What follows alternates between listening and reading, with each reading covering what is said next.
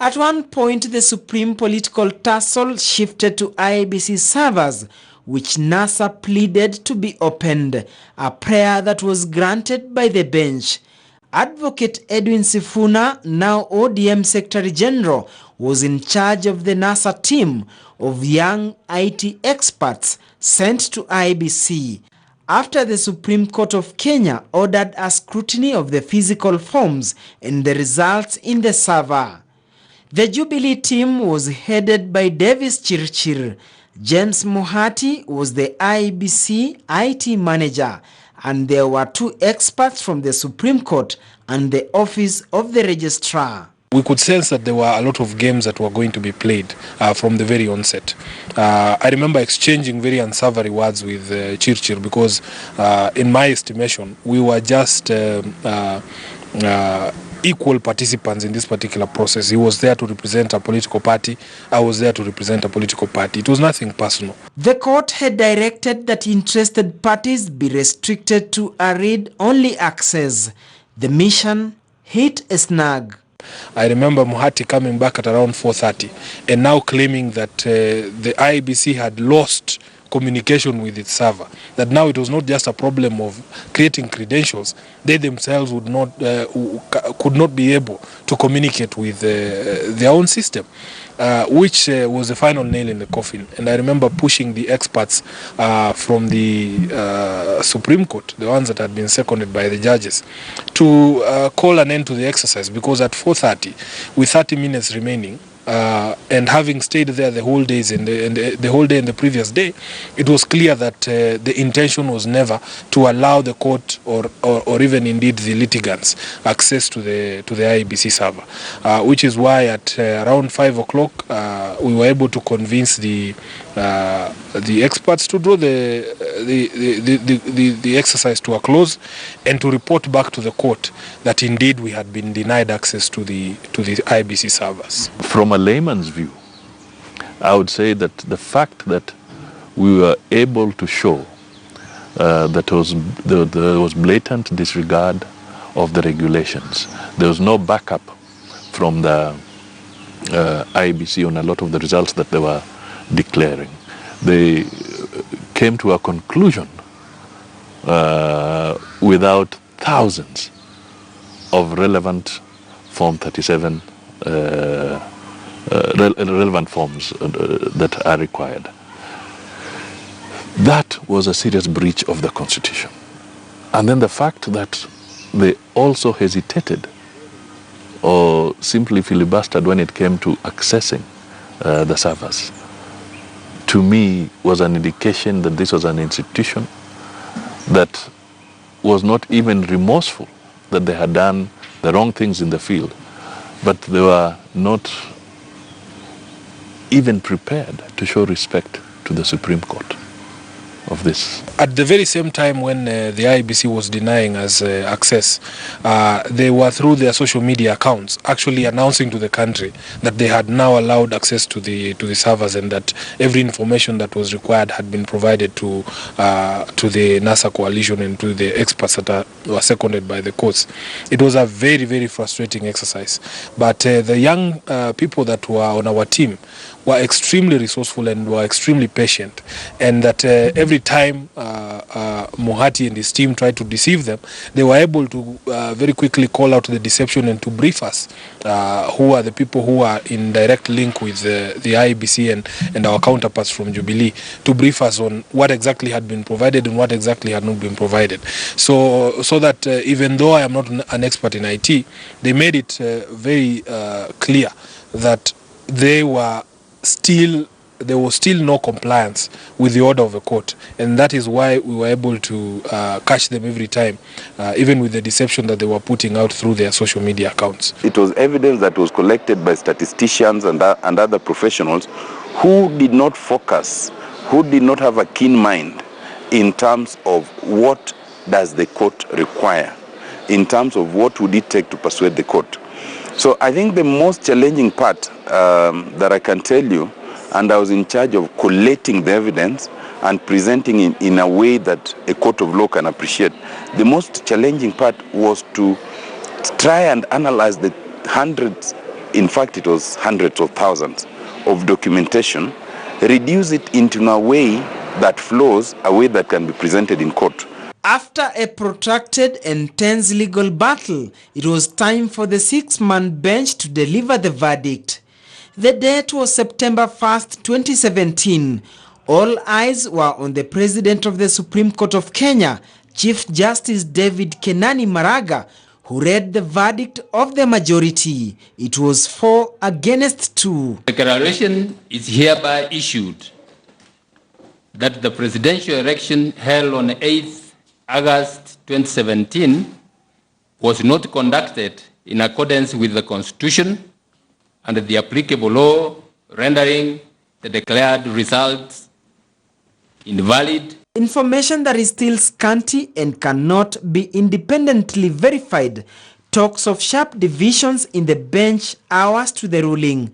It is alleged there was immense pressure subjected to the bench, and at some point the verdict was even, 3 against 3.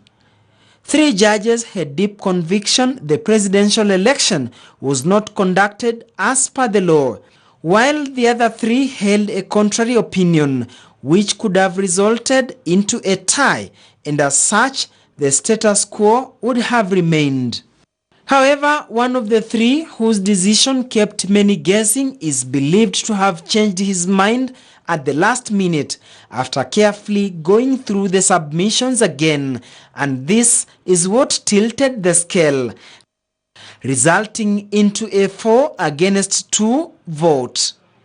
4 judges, CJ David Maraga, his deputy Philomena Mwilu, Smokin Wanjala, and Isaac Lenaola invalidated Uhuru Kenyatta's win, while Justices Susanna Njoki Ndung'u and Jackson Boma Ojwang dissented. It was jubilation for the NASA team as they marched out of the Supreme Court, oozing with confidence, just like they did on the night they filed the petition. Me, I had a very clear mind. I said, this case we are winning. In fact, in the morning, the morning of the judgment, Right Honorable Raila Amolo Odinga came to where was our ground zero where we were doing the work, and of course I'd slept there. And he was asking the question whether he should come for the judgment or not. And I told him, by all means, let's go. We are winning. Because, you know, there was a debate of whether he should come, and if the result was not positive, how would he handle it? But I told him in the morning that have no doubt that this is a case we are winning, and you know, and let's go, because I was so sure, at least in this on this particular case. I personally disagree with the ruling that has been made today. But I respect it as much as I disagree with it. I respect it. On his part, the incumbent Jubilee's President Uhuru Kenyatta accepted the verdict, but not without firing political salvos against the Maraga-led bench. Ati sijui form sijui gani ilikuwa haina sijui muhuri, sijui ilipeperusha sijui kwa njia gani. Hiyo ni mambo ya upuzi sana, wapotee kabisa. Nafikiri kwa sababu ya hizo nguo wanavaa wanaona Wakenya wengine ni wajinga. Haki, wacha tuseme tu ni wapenda amani, kwa sababu kama sio wapenda amani wangeona cha mtema kuni. In my view, the game changer was the constitution of the bench. The 2017 bench, as contrasted against the 2013 bench, is in my view more progressive, and progressive in the sense that they are more open to a more liberal interpretation of the constitutional ideals, right, that we signed up to in 2010. In my view, the 2013 bench was a bit conservative and positivist in the sense that they elevated technical arguments, all right, above the substantive constitutional ideals for which we established for ourselves by the 2010 Constitution. And perhaps, in a way, we shouldn't be too hard on them, because the Constitution was just 3 years old at the time, and we had not seen the kind of aggressive litigation around some of the constitutional issues that impact on our electoral laws, as we saw subsequently. Quite honestly, with the facts as they were, with the Constitution as it was, with the presentation as they were, any objective court was going to actually have to nullify those results. Lastly, the casualness of the IEBC, the arrogance of the IEBC, and in many respects the incompetence of the IEBC also helped us. They were arrogant in their presentation, they were rude even in terms of compliance with court orders, and they were completely disrespectful to us as the petitioners, to the court, and to Kenyans who employed them. Because ultimately, every Kenyan wants to know that their vote counts. It is not whether they've lost or won, but did their vote count? But the IEBC took the approach then, which they still do take by and large, that once they have determined that somebody has won, it is their business to make sure that the court cannot come to a different conclusion, instead of trying to show the court how they came to that conclusion.